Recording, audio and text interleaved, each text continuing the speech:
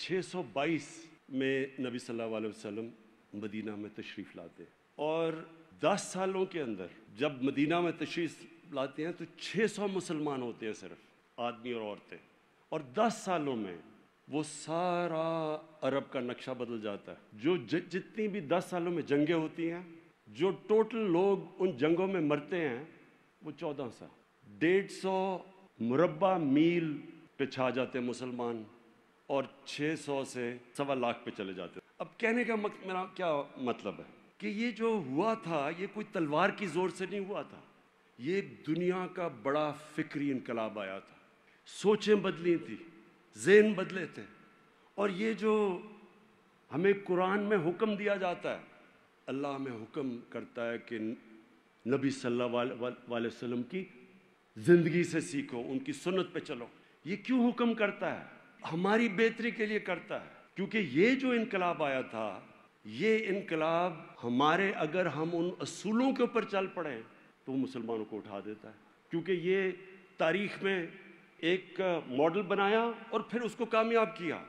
جو مدینہ کی ریاست تھی وہ ایک ماڈل بنا اور وہ پھر ساری دنیا پہ پھیل گیا، ساری دنیا کا عظیم سویلائزیشن بنا۔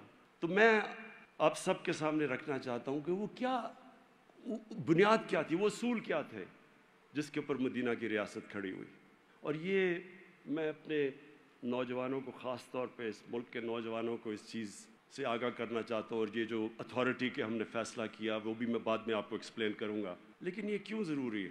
کیونکہ میں سمجھتا ہوں کہ ہمارے ملک میں سب کچھ اللہ نے دیا ہے، اس ملک میں کسی چیز کی کمی نہیں۔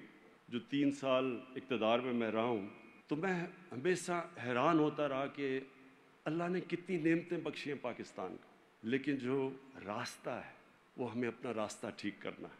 اور میں اب سے نہیں 25 سال پہلے جب میں نے اپنی پارٹی بنائی تھی تو ہم نے اپنا ویژن اپنی دیا تھا کہ مثالی اسلامی فلاحی ریاست، مطلب کہ مدینہ کی ریاست۔ یہ 25 سال پہلے ہماری ویژن تھی، ہمارا نصب العین تھا ایاک نعبد و ایاک نستعین۔